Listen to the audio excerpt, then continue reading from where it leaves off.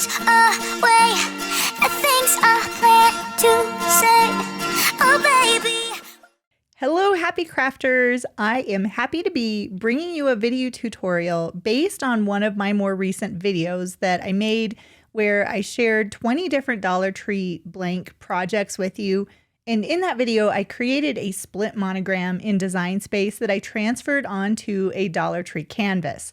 And I've had a few questions about how I did that, so I'm hoping that by creating this tutorial, I can show you how easy it is to make a split monogram for yourself. So let's jump on in and get started. First things first, open up Cricut Design Space and open up a blank canvas like you see here.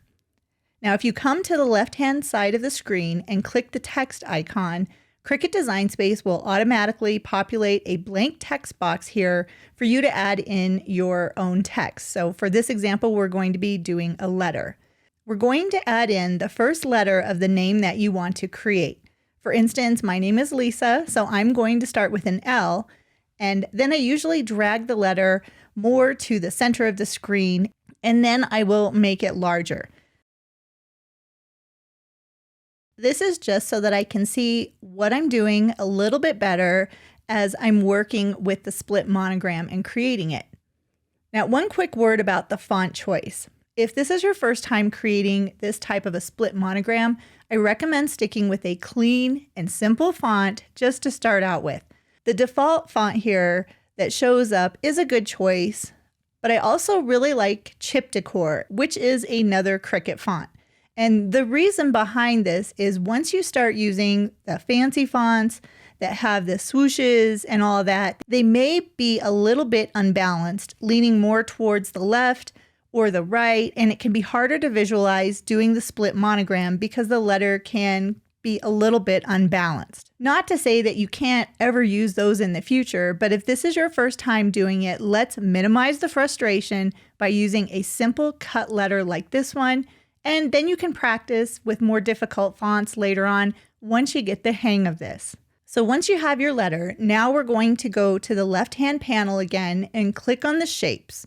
And we're going to insert a square by clicking on it and then bringing the square to the side.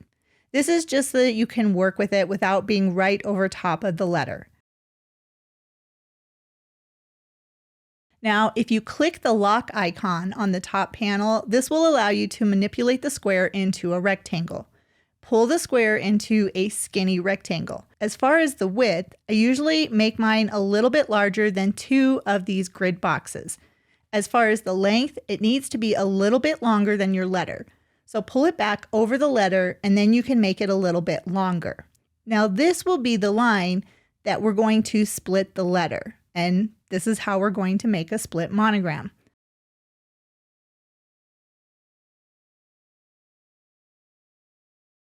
As far as the length, that's up to you. I like to do mine about 2 to 4 grid boxes longer than the letter. This way it's longer than the width of the letter, but if you like the look of the rectangle longer or shorter, you can match it up however you want it to be. All right, now we want to duplicate this rectangle. Make sure that the rectangle is selected, and you can tell this because it will have a gray box around the rectangle. Now, if you do a right-hand click on the mouse, you're going to have a panel open up and drop down to where it says duplicate. Click the duplicate button and another rectangle will appear. Now take the second rectangle and put it off over to the side. We will come back to that one later. Okay, so go back to the first rectangle and move it around until it's a little bit north of the middle of the letter. If you like precise measurements and you want to use the ruler and the grids to make sure that it's almost exactly in the center of the letter, that's fine, or you can eyeball it. I usually just eyeball it, but either way is totally fine. Once you have the line where you want, then we're going to weld the line and the letter together. Make sure that the rectangle is selected and then hit the Shift button on your keyboard and click the letter over here on the right-hand panel. Now, both the letter and the rectangle should be selected. You'll know that this is successful because it will bring up these options at the bottom of the right-hand panel here. Go ahead and click the Weld button. Cricut Design Space will weld the rectangle and the letter together, so now they are one object.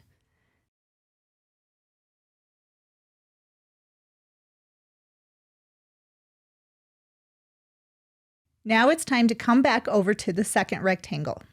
Pull the second rectangle over, and we are going to place this rectangle so that it covers just the bottom half of the first rectangle.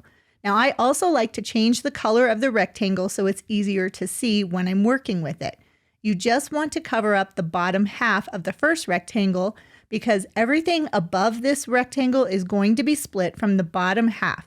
So in order to get the line where I want it to be, I just want to cover up the bottom half of the rectangle. Then once we split it, you can line up the top and the bottom pieces. So like I said, we're going to split the original rectangle in half with the second rectangle. So hopefully I'm showing you how to do this in this video. The second rectangle here is just over the bottom half of the first one. Now, once you're happy with where the second rectangle is lined up over the first one, click that lock icon again, and that will unlock the shape, and this will allow you to drag the rectangle down. So you want to drag it down so that it's covering the entire letter. I like to make the second rectangle a little bit larger than the first as far as the length is concerned. This will make sure that I pick up everything in my original rectangle, and this is much easier than trying to get both rectangles lined up exactly perfect. And in the end, the length of the second rectangle will not matter at all, I promise.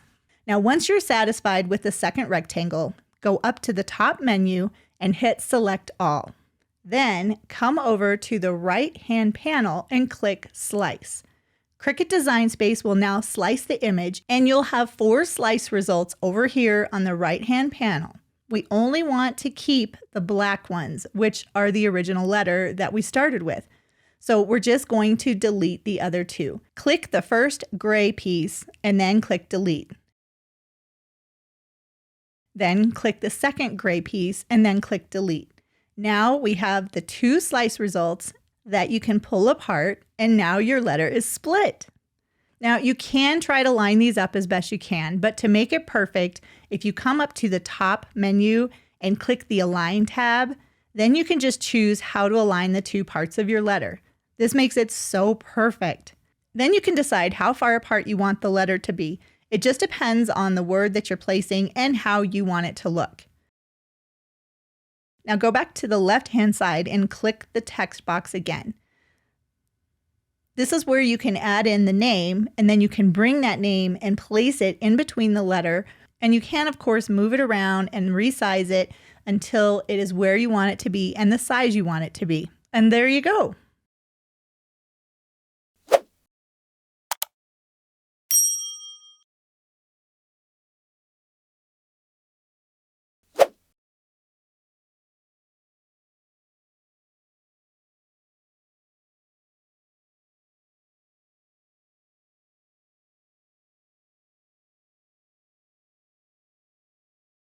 Now, one last thing before you are completely finished, as we need to attach all of this together. If it's not attached, then it's not going to cut out exactly like we have it here. So once again, come up to the top and click Select All, then go down to the right-hand panel at the bottom and click Attach. Now the entire project is attached and will cut out the way that we've designed it. Also keep in mind that before cutting, it's always a great idea to measure your project, even if it's a piece that you've put vinyl on or designed before, because there is nothing more frustrating than designing and cutting. Then you go to add your vinyl to your project and realize it's too large or too small. So go ahead, measure your project, then come back and resize this project so that it's going to fit, and then you're good to cut it out. I hope that this video was helpful for you, and hopefully I'm going to be bringing more of these types of tutorial videos to you soon. Happy crafting!